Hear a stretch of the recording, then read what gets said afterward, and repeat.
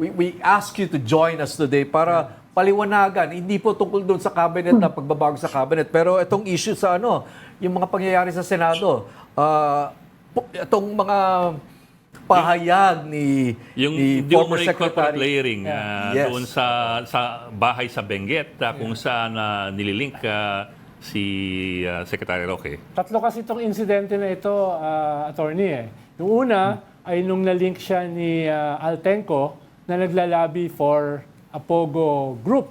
At ang sabi niya ay, well, nire-represent ko itong isang ito, nung ito ay legal pa, itong isa ay nire-represent ko. Pero hindi ito lobbying. Oo, pero hindi ito lobbying. Ito ay nagli-list dun sa isa. So, ang daming mga isa-isa no, dun sa kwan. At nung humarap siya kay Ted Filon, lalong dumami yung layers.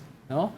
Ngayon naman, dito sa Senate, nasabi niya, nakatira ako dyan, pero ang may-ari niyan ay isang company na kami ay miyembro rin. Yung asawa ko ay managing director, at yung aking travel companion ay may stocks din dyan. No? Pero, nais kong bilhin yan buo later. No? Ang tawag niya, interest. I have an interest.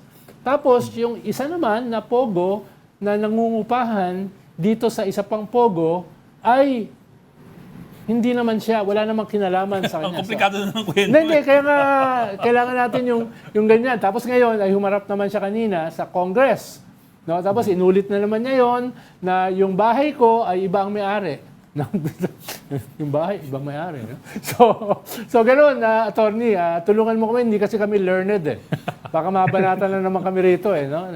Nandito pa naman si Ed Lingaw na siya yung target ng banat. No? Maraming salamat po for having me.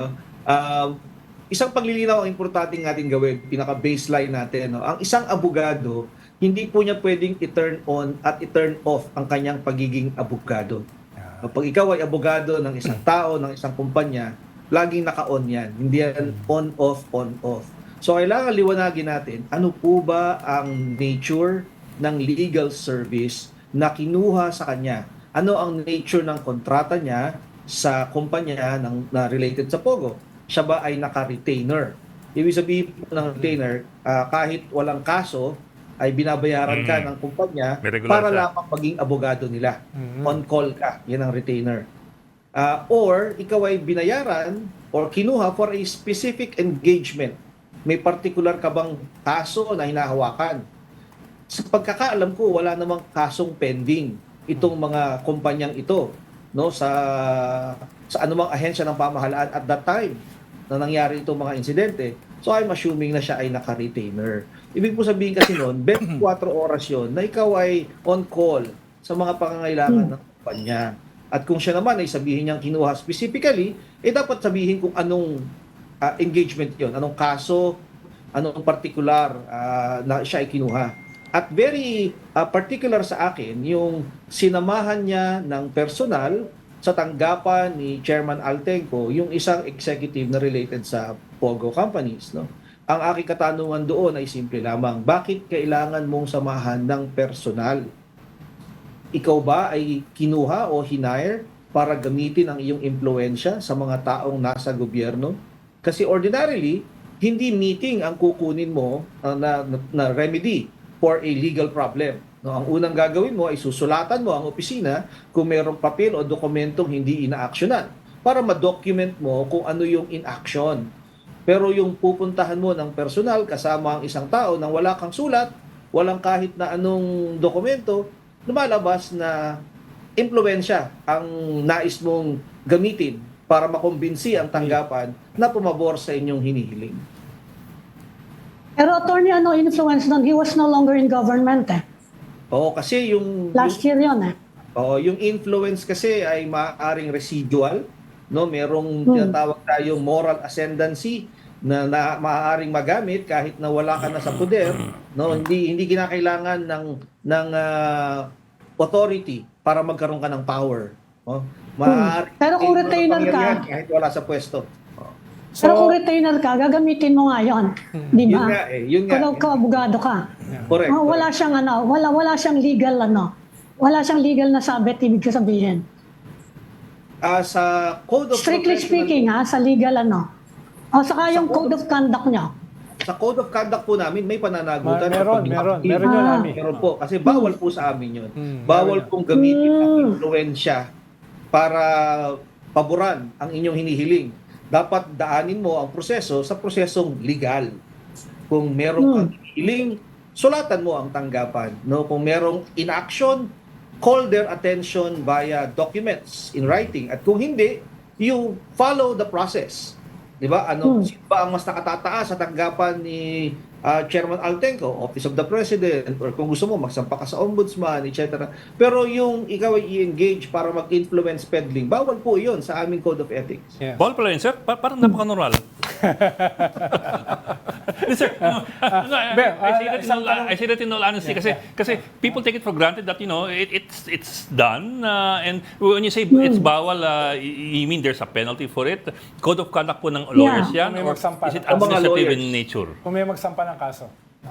Yes po, maaari po kaming ma-disbar, matanggalan ng lisensya Disbarmentation. bilang abogado o masuspindi. Pero attorney, honest talaga si Ed. Mas honest siya sa akin eh. Yun tatanggapin ko. Mas honest siya sa akin. No? At tingin ko mag-agree si Ami. So attorney, may basis yung organizational chart na nakuha nila dun sa Pogo Hub sa PORAC. Paano sa organizational chart, kasama si attorney ex-human rights lawyer Harry Roque. At dinedenay niya yung organizational chart na yon. Paano lumalabas, at least sa conduct niya, para siyang retainer na kasama Yes sa po, organizational chart. Kasi hindi po pwedeng sabihin na abogado niya ako noon pero ngayon hindi na.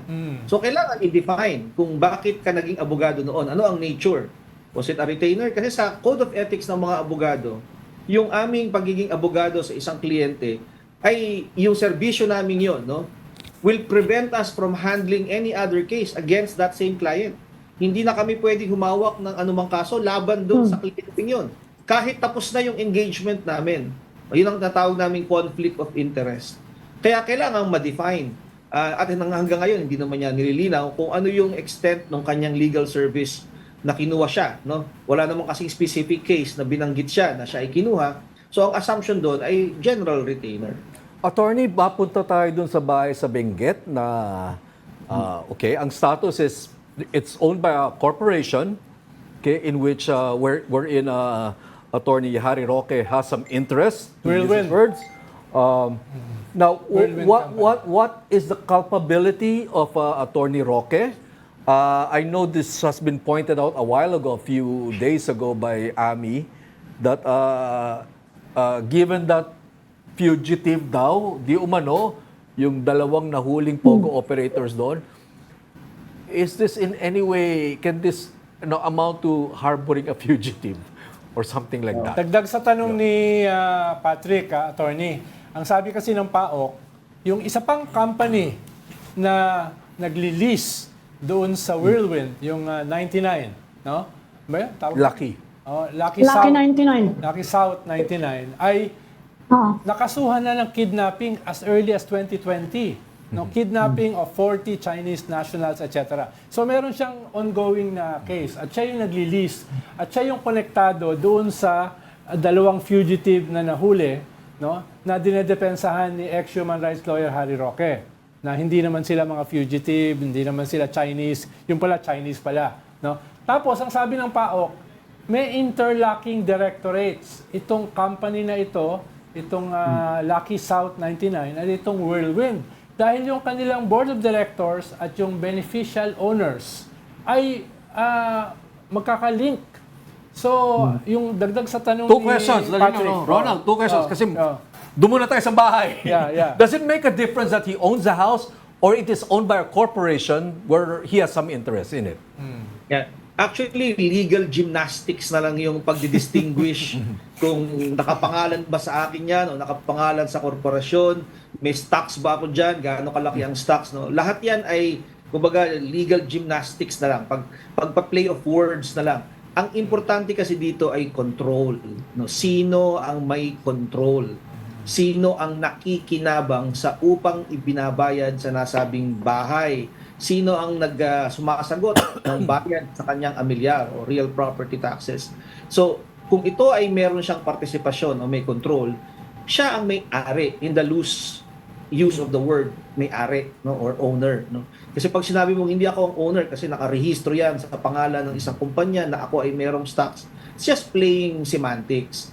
Ang nais tukuyin ay kung ikaw ay may kinalaman, no, sa paggamit ng itong mga fugitives na ito o itong mga nagtatagong POGO executive sa bahay.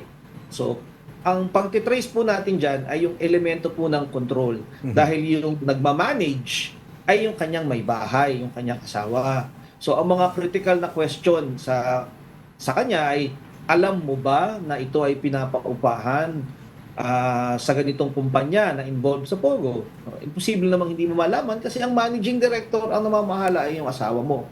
Pangalawa, may katiwala ka sigurado dyan kasi I'm sure hindi naman yung asawa niya mismo ang nandoon at hindi naman siya mismo ang nandoon. At yung may katiwala ka ay nag-a-update naman siguro sa iyo yan kung sino ang umuupa, sino ang mga kasalukuyang nasa loob ng bahay na ito. Most probably nga baka may CCTV yan na may access siya at nakikita niya kung ano ginagawa ng mga tao kasi ito yung mga tenants eh. So ibig sabihin, for all intents and purposes, may knowledge and control siya dun sa facility. At yun ang kinakailangan, truthfully, to be candid, para maging tapat tayo. Pag tatanong, may control ka, ikaw ang namamahala, alam mo ang nangyayari. Pero sir, with what you know, medyo mahaba kasing story, tsaka we're talking about 3 layers eh. With what you know about his interest, okay, he has interest in Biancham, Biancham owns PH2, PH2 owns the house. Yes. Medyo ganun eh. With what you know, is there liability? Meron po. Kasi may papakita po yung knowledge and control. Hindi ho kasi po pwedeng itago natin ito sa mga corporate layering na sinasabi. No? Dahil sa huli, ang pananagutan ay personal. No? The liability attaches to the person, not to the corporation. Hindi pwede ipakulong ang korporasyon. So kinakailangan makita natin kung ano ang kanyang partisipasyon para sa paggamit ng nasabing bahay. At yun ang kailangan patunayan ng taga-usig o ng prosecution kung mayroon nga ba siyang partisipasyon, may kinalaman o kaalaman siya sa paggamit ng nasabing bahay ng mga hinahanap ng batas. Pero sir, he also made particular use of the word yung tatanungin ko possession. din yun eh. Ang sabi niya, Ano ang liability ng may-ari ng bahay? Kasi nangyari na rin yan sa ibang exclusive subdivision eh. May isa akong kilala actually na kahit pang may-ari eh. Pinaupahan nila and it turned out ginamit na Shabu Laboratory ni raid ng PDEA I think. And shock na shock yung businessman. Hindi ko alam na yun ba ako maniniwala ako dahil talagang walang involvement sa drugs tong super yaman na taon to. Shock na siya na yung isa sa mga bahay nila ginamit pa lang siya bulab. Ano bang liability ng may-ari ng kapag ganun? Di ba, Okay. di ba attorney, paano yung batay sa sinasabi ni Ami, ay ang nangyari kay ex-human rights lawyer Harry Roque, hindi lang siya yung may-ari ng bahay at hindi lang yung company na kasama siya ang may-ari ng bahay, kundi yung pinaupahan din nila na another company, no, na involved yung dalawang fugitive, ay nandun din siya. May interlocking directorate. So, bahay, company na may-ari ng bahay, tapos yung lessee, no, na link din dun sa whirlwind na may-ari ng bahay. So, ibig sabihin, hindi lang siya nakahiwalay. Siya ay, in his own words, interested party dun sa dalawang company na yon. Tama po. Yung pong sinabi ni Ma'am Ambi kanina sa drugs, no, ginamit yung lugar para sa drugs, may specific na batas na nagsasabi na yung may-ari ng bahay saan ginamit na pasilidad para sa droga, may pananagutan. Dito naman sa kaso ni Mr. Harry Roque, yung pananagutan po niya ay depende sa partisipasyon. Meron kasing dalawang basihan ng pananagutan. Una, administratibo bilang isang abogado. May pananagutan siya sa ilalim ng aming Code of Ethics. Pangalawa, may pananagutan siya sa ilalim ng Revised Penal Code. No? Depende sa kanyang partisipasyon. Pwede siyang maging accessory o maging accomplice. No? O pwede siyang maging principal by indispensable cooperation. Depende sa kung anong elemento ang mapapatunayan na kung hindi dahil sa kanyang partisipasyon ay hindi magagawa ang crime, pagtatago sa batas. No? O kung ito ay pagtulong pagbibigay ng tulong sa mga hinahanap ng batas, ano yung extent ng tulong na ibinigay niya. Doon makikita ang kanyang pananagutan. It could either be a principal or an accessory or an accomplice. Ang kaibahan lang po doon yung bigat ng parusa. Yung accessory at saka accomplice ay mas mababa ng ilang degrees yung parusa doon sa principal. Pero attorney, he was careful to use the word possession. Sabi niya, he used to live there but he is no longer in possession possession. of the house. I don't know what that Yeah. means legally and what the implication of that It's is. the But company he daw. was careful to use the word possession. I think he was trying to establish na wala siyang control. Kasi sa marami ng kaso na ganyan din, similarly, ang hinahanap lagi ng batas ay yung control. Kaya sinasabi niya wala siyang possession. Pero possession is different from control. Kahit naman hindi ikaw ang nakatira at hindi ikaw ang umuupa sa nasabing bahay, ay maaari pa rin magkaroon ka ng control dito.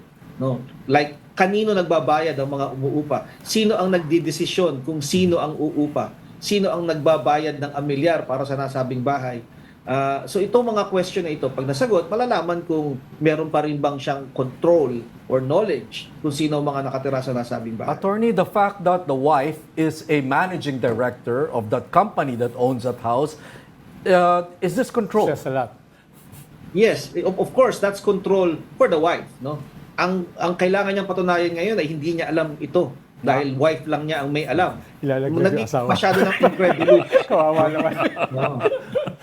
Pero attorney, let me add to that kasi I think Kailangan niya patunayan under siya na hindi niya let kontrolado me just add yung to that business kasi niya. I think attorney, the wife is managing director of Biancham, which owns PH2, which owns the house.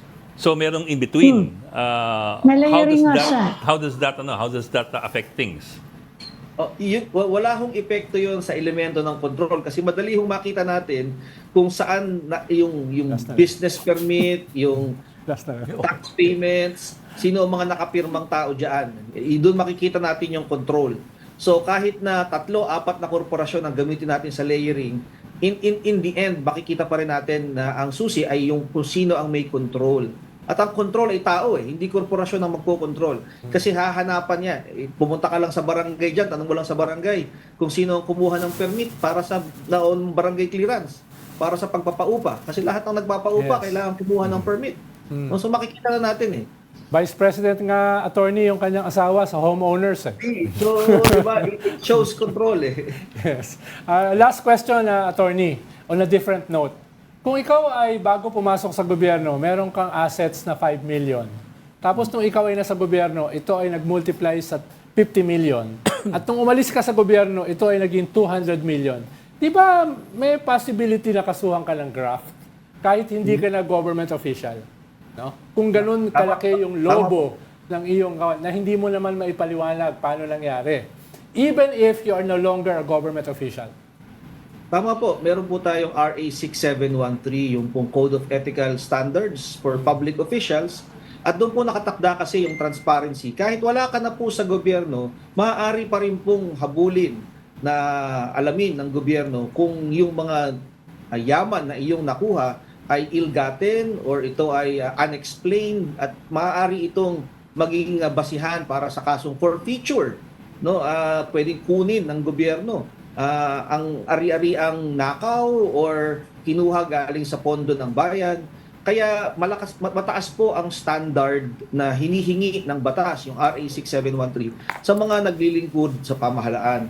Maaari kasing gamitin ang kapangyarihan para magpayaman. Kaya po may standard tayong sinusunod na dapat po hindi lalabis, hindi sosobra sa iyong sweldo o pinagkakakitaan sa pamahalaan ang iyong naging yaman habang ikaw ay nasa pamahalaan. Kapag ito ay higit sa iyong sweldo o pinagkukunan galing sa pamahalaan, ikaw ang may obligasyong ipaliwanag kung saan ang galing ito. Okay, maraming salamat. Attorney. Thank you for talking to us, Attorney Buko de la Cruz.